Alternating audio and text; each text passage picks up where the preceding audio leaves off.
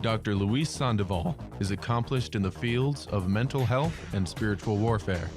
A medical doctor, board certified in neurology, psychiatry, and family medicine, he is also a psychiatrist for the Roman Catholic Diocese of Orange Ministry of Healing and Deliverance. Now, Dr. Luis Sandoval. Welcome back to the show. It's always a pleasure to be here, and it's always a pleasure to be with our Virgin Most Powerful Radio family.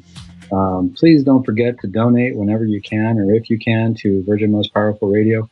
You can donate by calling in, or you can look online. But really, it's so important to keep the faith going and the message going. And I think Virgin Most Powerful Radio is a wonderful medium for us to have that. We've been talking today a little bit about mental health, and unfortunately, how if we don't have hope in our lives, that can lead to despair. And really, in terms of the world of mental health, I always worry about patients committing suicide or ending their life just because they're feeling like there is no reason to live. This can be very, very challenging. And we've been talking a little bit about the chaos that can be going on in society, and the different experiences people are having, be it of violence or being worried about getting ill, being worried about death. And if you're not feeling good right now, that's okay. You probably shouldn't be, because there's a lot going on. It's okay to not feel good. And if you are feeling good, it's okay too. Some people, I've had some patients really feel guilty because they say, in the midst of all the chaos that's going on, I know so many people that lost their jobs and they're not doing well. And I actually have my job and I feel pretty good, and things haven't affected me as much. And I also am feeling guilty. I'm feeling like I'm really not doing what I should do. I feel like I need to do more, and I'm not sure what it is.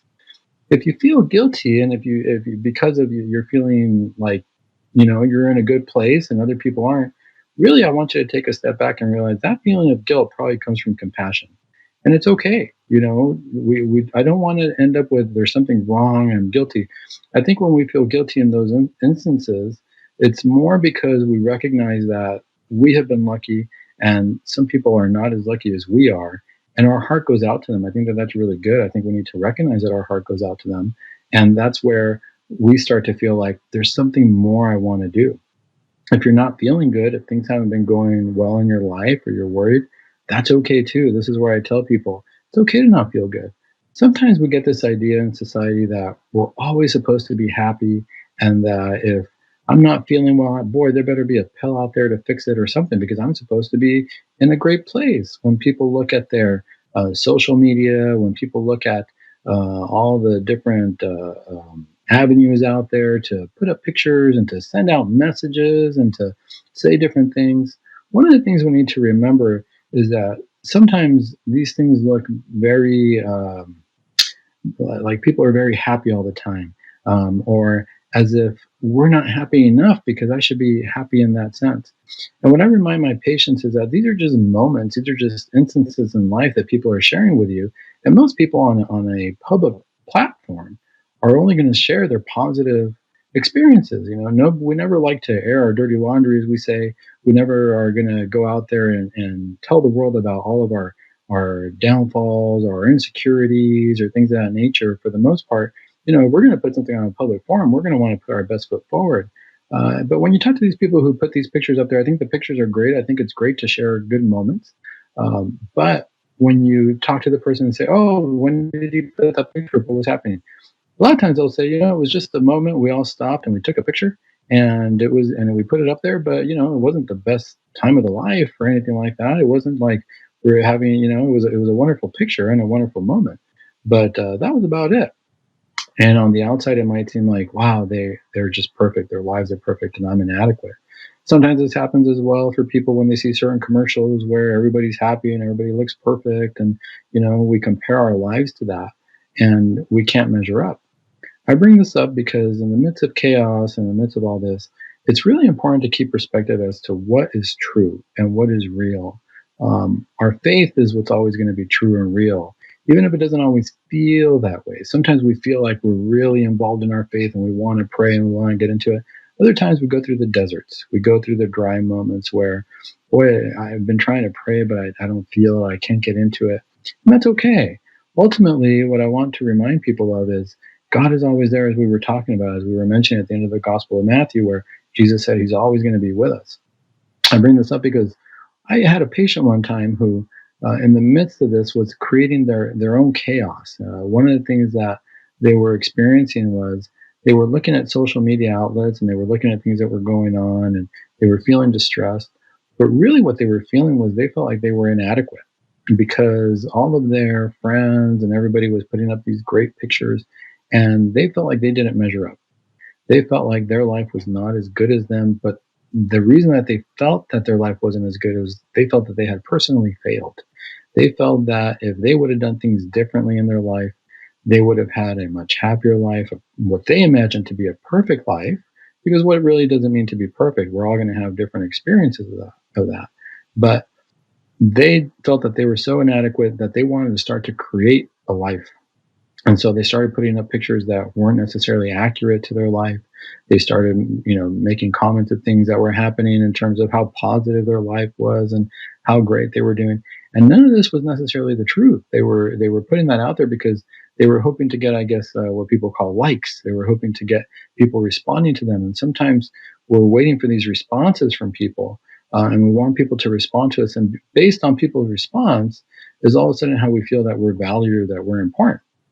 Well, this patient kept doing that and actually fell into more and more despair because even though they were doing that, they weren't reaching out to people personally, and they weren't getting a whole lot of response in the social media aspect of things. They were putting things out, and they get a few comments here and there, but it seemed to never be enough.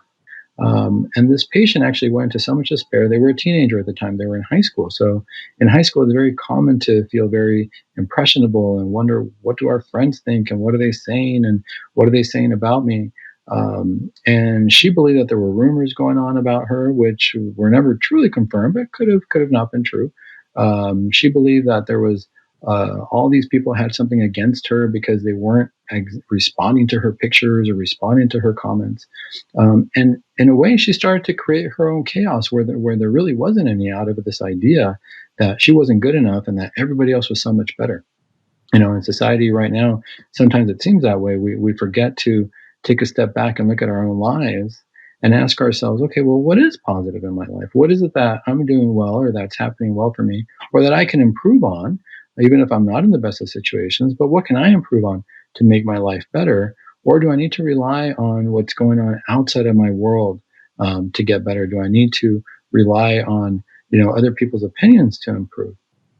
Well, this girl felt so distressed that she decided she was going to cut her wrist. And I was on call a night, and it just happened to be a coincidence. And I got the call, and I answered the phone, and sure enough, she had tried to cut her wrist, and her parents found her. Luckily, she had actually come out to the living room because she got scared. She tried cutting her wrist. It wasn't deep enough. Luckily, it wasn't gonna hurt her. She wasn't gonna truly end her life the way that she did it. And the parents saw her, but they took her to the hospital anyway. They gave me a call, and we took care of her, and we made sure that she got adequate treatment. Um, but the reason I mention this is she ended up being okay. She didn't end up completing the suicide, but the attempt was there. The idea was there. And if I once I talked to her afterwards when she got out of the hospital and she came back, we talked about what happened. And really, it was surrounding all this despair, all this distress that she had essentially created for herself. Because when she was in the hospital, all of a sudden she found out that her friends were worried. She found out who her true friends were. I guess she wanted to have more friends than what she had. But after this experience, she started to learn a little bit more and realized that she had a good number of friends. They were worried. They were writing her cards. They hoped that she got better, and none of them were really aware of how much in despair she was because they didn't feel her situation really called for that. They felt like they were there for her, that they would go out and they would do different things.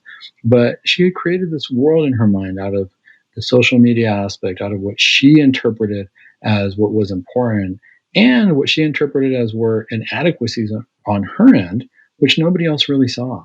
And so this is where it's important to remember when we take that step back, what is it that we're really feeling? If I am feeling inadequate, how accurate is that thought? She went in, she went to the hospital, she got taken care of, and she got some good perspective in life.